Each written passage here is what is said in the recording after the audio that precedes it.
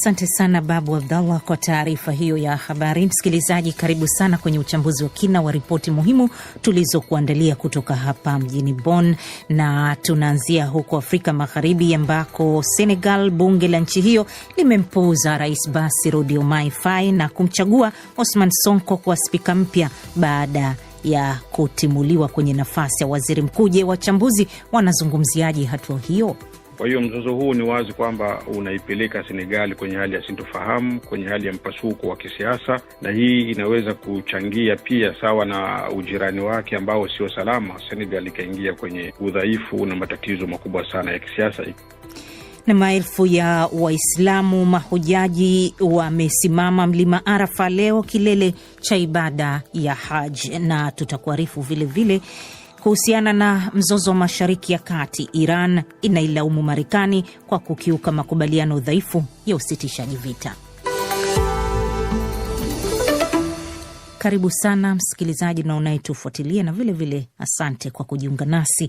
Tunaanzia uchambuzi wetu Afrika Magharibi huko Senegal kama nilivyotambulisha, ambako bunge limemchagua aliyekuwa waziri mkuu Ousmane Sonko kuwa spika mpya wa bunge hilo siku 4 tu baada ya kufutwa kazi na Rais Bassirou Diomaye Faye. Uamuzi huo wa wabunge unafungua ukurasa mpya katika mgogoro wa kisiasa unaotikisa taifa hilo la Afrika Magharibi, huku ukionyesha kuwa Sonko bado ana ushawishi mkubwa ndani ya chama tawala. Mengi zaidi na Saumu Njama.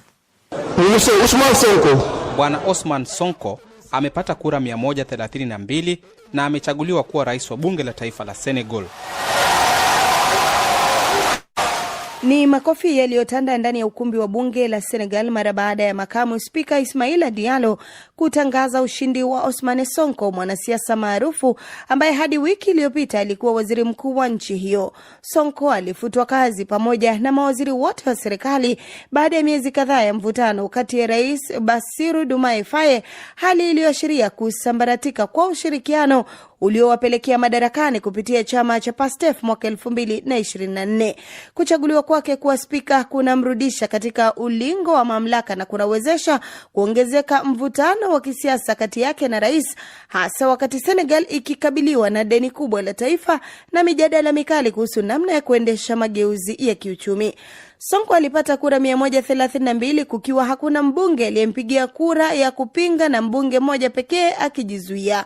Alikuwa mgombea pekee wa nafasi hiyo baada aliyekuwa spika El Malik Ndiaye, ambaye ni mshirika wake wa karibu, kujiuzulu Jumapili na kufungua njia ya kurejea kwake bungeni.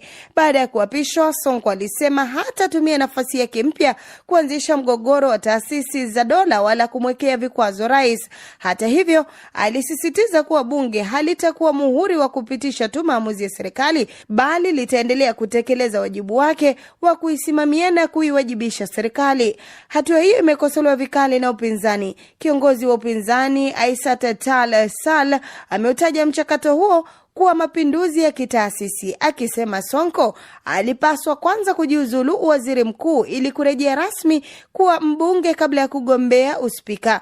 Kwa kiasi kikubwa, Rais Faye aliingia madarakani kutokana na ushawishi wa Sonko, aliyekuwa mshauri wake wa karibu na ambaye wengi wanaamini ndiye angekuwa rais kama asingezuiwa kugombea uchaguzi kutokana na hukumu ya kashfa ya udhalilishaji.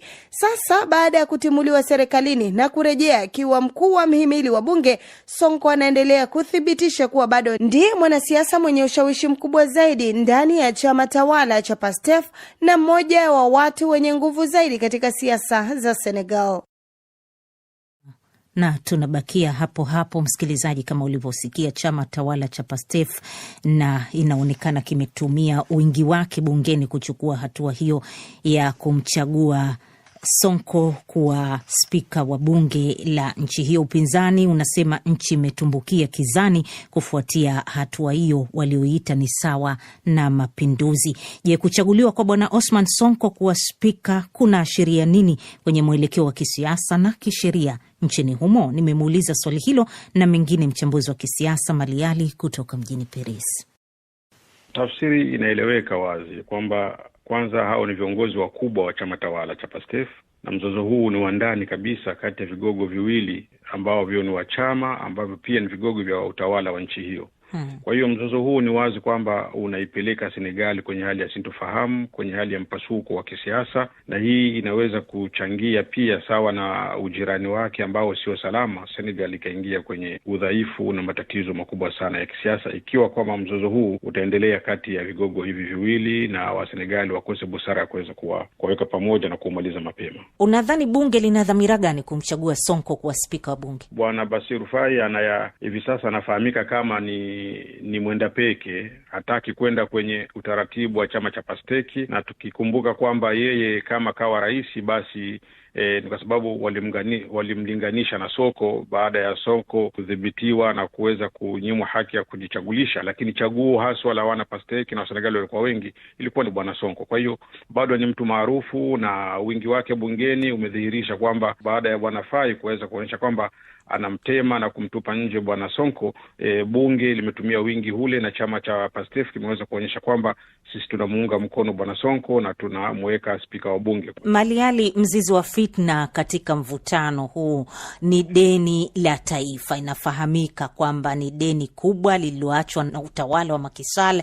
Kwa nini washirika hawa wawili wameshindwa kuelewana kupata msimamo wa pamoja mbele ya IMF? Kweli huo ni mzozo mkubwa. Bwana Sonko yeye hataki kurudi tena katika mikoba ya taasisi za kifedha za kimataifa ambazo anazishtumu sana kuwa hazitatui matatizo bali zinazidi kudidimiza, na anaweka mbele sana utaifa na juhudi za kitaifa, na hasa kuwafuatilia wale wabadhirifu wa mali waliokuwa viongozi wa serikali ya bwana Macky Sall waweze kurudisha mali hizo na wahukumiwe na waweze kuchukuliwa mali zao ziweze kurudi katika kulipa madeni. Lakini bwana Faye yeye ana mtazamo mwingine. Yeye ni mshirika, anataka awe ni mshirika wa taasisi za kifedha, na tayari umeona kamteua waziri mkuu tayari ambaye alikuwa ni mwanabenki wa benki katika bara la Afrika hili. Waliingia kwa mtazamo sawa, waliingia kwa malengo sawa. Kwa nini kwenye hili wameshindwa kuafikiana? Sio kwenye hilo tu, kutokuafikiana kwao tayari bwana Faye hataki kwenda kwenye kwapa la bwana Sonko, na ukimtizama ni mtu ambaye anajenga himaya yake hivi sasa na mtazamo wake na kujitafutia sasa kundi likubwa na yeye aweze kulijenga ili aweze kujiandaa kwenye uchaguzi wa 29 ambao tayari bwana Sonko na yeye ana mtazamo huo wa kugombea uraisi, na bunge limeshafanya mabadiliko katika sheria ya uchaguzi ambao sasa inamruhusu bwana Sonko kuweza kugombea. Kwa hiyo kinyang'anyiro hichi ni sababu kubwa ambayo inawagawa vijana hawa ambao jana walikuwa marafiki na kama ndugu. Ingawa vile vile Sonko ameahidi kwamba hawezi kutumia nafasi hii ya uspika kuleta mgogoro au kumhujumu Rais Faye. Kwa umbali gani unadhani anaweza kuaminika? Kwa kweli sidhani kama ataminika, lakini bado ni maneno ya kisiasa ya mtu ambaye anaingia kwenye ngazi kama hile ya spika wa bunge. Bungeni ndiko kunakopita miswada mingi ya sheria, bajeti na mambo mengi. Kwa hiyo sidhani kwamba yale ambayo kukubaliana na bwana Faye akiwa waziri mkuu anaweza akayarahisisha na yakapita bungeni kiurahisi. Kauli ya kutuliza wananchi ni kauli pia ya kisiasa ambayo inaweka akiba ya yale ambayo yanaweza akatokea na yakamsababisha yeye kubadilika na kuwa na msimamo mzito na mgumu zaidi. Ni Maliali huyo kama alivyozungumza nasi kuhusiana na swala hilo la Senegal, ambapo kumbuka pia waziri mkuu mpya Aminulu anatarajiwa kupitishwa na bunge hilo. Tutafuatilia hali ya huko, lakini hivi sasa